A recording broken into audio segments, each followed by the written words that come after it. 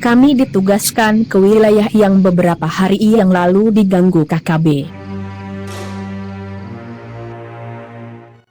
Baru sekitar 5 menit tiba di pos pantau dan tengah mempersiapkan pemasangan tenda, tiba-tiba satu suara tembakan terdengar dari arah lembah di sisi kiri posisi kami. Pelurunya melesat sekitar 2 meter di belakang salah satu rekan saya.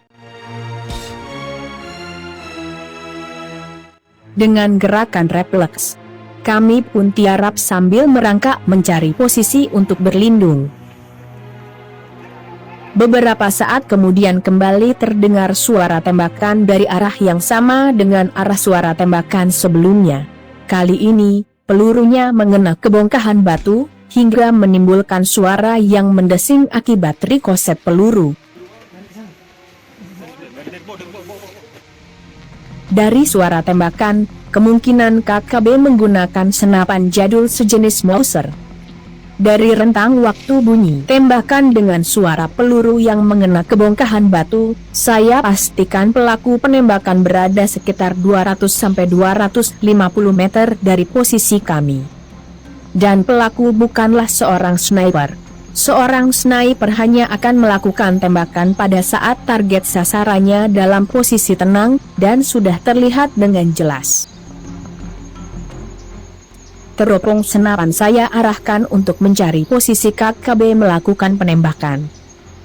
Namun, sampai sekitar 10 menit mencari, posisi mereka tidak juga saya temukan. Walau suara tembakan tidak terdengar lagi, saya yakin mereka masih di sana menunggu kesempatan untuk menembak. Kepada rekan-rekan, saya memberi isyarat untuk menyebar sejauh 100 meter ke arah kiri dan kanan sambil bergerak menuruni perbukitan. Setelah menuruni lembah sejauh 100 meter lebih, saya melihat beberapa pohon yang baru ditebang. Kami fokuskan untuk mencari KKB di sana. Kemudian terdengar lagi 4 kali tembakan ke arah posisi tempat kami sebelumnya mendirikan tenda. Kami bergerak lebih jauh lagi ke dasar lembah, melewati pepohonan yang kami perkirakan sebagai posisi KKB. Tiba-tiba, kami melihat 4 orang laki-laki dewasa berjalan cepat keluar dari rimbunan pepohonan. 2 orang di antaranya terlihat menenteng senjata api laras panjang. Kepada rekan-rekan, saya minta untuk tidak dulu melakukan penembakan. Kami mengikuti mereka untuk mencari tahu kemungkinan adanya markas KKB di sekitar lokasi.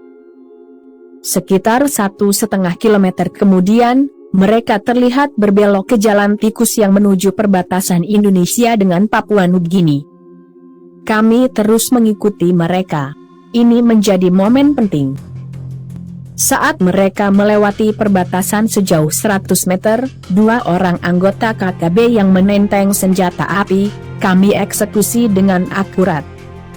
Dari jarak kurang lebih 200 meter, kami memantau lokasi KKB yang sudah tamat sekolah. Kami akan mengawasi dan memastikan 2 pucuk senjata yang mereka pegang tidak dibawa lari rekan-rekannya, sampai pihak keamanan Papua Nugini datang ke lokasi. Sekitar 1 jam kemudian, terlihat beberapa orang dari pihak keamanan Papua Nugini mendatangi lokasi dan mengevakuasi kedua anggota KKB yang tertembak. Ini bukti penting, bahwa benar, ada kelompok KKB yang melarikan diri dan bersembunyi di Papua Nugini, setelah melakukan aksinya di NKRI.